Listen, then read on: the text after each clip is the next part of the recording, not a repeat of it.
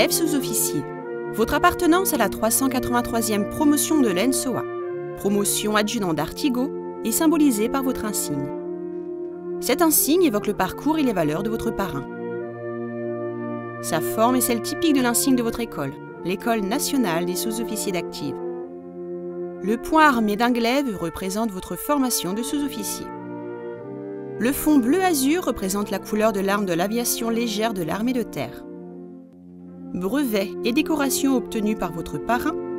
Le brevet de pilote de l'ALAT apparaît en haut de l'écu et en dessous, la médaille de l'aéronautique.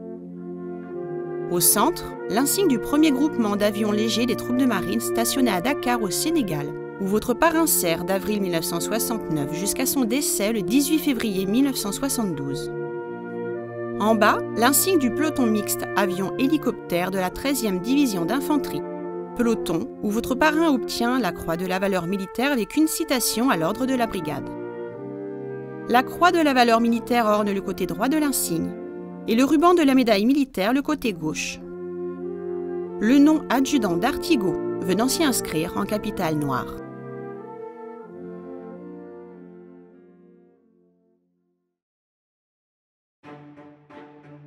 Georges d'Artigot naît le 27 janvier 1938 dans le Gers. Il se passionne rapidement pour l'aviation et obtient dès ses 19 ans les brevets de planeur et de pilote privé d'avion. Conscrit à 20 ans, Georges part en Algérie. Il rejoint les pelotons du secteur autonome de l'AGOA, passe le stage d'aide météorologiste, ce qui lui permet de rejoindre l'école d'application de l'ALAT à Sidi Bel Abbès. En 1960, il s'engage en raison de sa passion indéfectible pour l'aviation. Nommé maréchal des logis en juin, Georges suit ensuite le stage de pilote d'avion de l'ALAT. Avec 127 heures de vol d'instruction, il devient un pilote expérimenté sur divers types d'aéronefs. Georges retourne en Algérie au sein du 2e peloton mixte avion-hélicoptère de la 13e division d'infanterie sur les hauts plateaux de l'Atlas saharien. En seulement 2 mois, il cumule 307 heures de vol et 139 missions opérationnelles. En avril 1961, il se distingue particulièrement lors d'une mission dans le Djebel d'Ebissa, où son audace et ses qualités de pilote d'avion d'observation ont permis la mise hors de combat d'une section rebelle. Georges part à Dax, à l'école de spécialisation, pour suivre le stage de pilote ALAT de 2e degré sur hélicoptère léger Bell 47 G2 et réussit sa transformation sur hélicoptère lourd Sikorsky H-19 et Vertol H-21. Le 26 juillet 1962, Georges épouse Céleste. De cette union naît Catherine. Les missions aériennes continuent, incluant reconnaissance, renseignement et guidage d'éléments motorisés. En 1963, il rejoint les FFA, les Forces françaises en Allemagne, au groupe d'aviation légère divisionnaire à Trèves, puis le détachement ALAT du commandement en chef des FFA stationné à Badenos. Il est nommé maréchal des logis-chefs en novembre. Pendant cette période, il réalise de nombreuses missions de liaison et d'observation. En 1969, il est nommé adjudant. Depuis 1965, la République du Tchad est en proie à des rébellions entre le gouvernement central et divers groupes rebelles qui mènent des attaques contre les forces gouvernementales et les ressortissants français. L'opération Limousin se constitue, forte d'une composante terrestre de 2000 hommes, dont la compagnie parachutiste d'infanterie de marine du 6e régiment interarmes d'outre-mer, appuyée par un soutien aérien en avion et hélicoptère.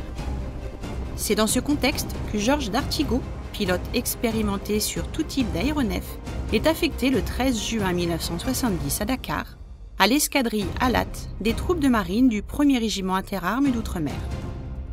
Georges stationne alternativement entre Dakar et le Tchad, participant à de nombreuses sorties opérationnelles, totalisant plus de 350 missions de guerre, et se distingue par sa disponibilité, son courage réfléchi et sa modestie. En février 1972, la compagnie parachutiste des troupes de marine est lancée dans l'opération Languedoc à la recherche des bandes rebelles. Le 18 au matin, proche de la frontière soudanaise, elle surprend une bande de rebelles fortement armés escortant un convoi d'armes. Le commandant de l'opération fait intervenir le détachement d'intervention héliporté. L'appui-feu est comme toujours très efficace, mais les rebelles sont bien armés et réagissent avec vigueur. Intervient alors George à bord de son Piper, accompagné de l'officier opération du 6e Riaum pour guider la manœuvre et de l'observateur pilote, chef de l'élément ALAT de Mongo. Prenant les risques nécessaires pour déceler les éléments ennemis et guider les tirs amis, l'appareil survole à très basse altitude la zone du combat, malgré les nombreux tirs adverses. Soudain, l'avion s'écrase. George d'Artigot et ses compagnons sont tués sur le coup. George d'Artigot est décoré à titre posthume de la médaille militaire et de la croix de la valeur militaire avec palme pour son dévouement et son courage. En hommage à son sacrifice, une plaque commémorative est érigée à l'aérodrome d'Yoff à Dakar par ses compagnons d'armes et son nom est inscrit sur le mur du monument aux morts pour la France en opérations extérieures, inauguré à Paris le 11 novembre 2019.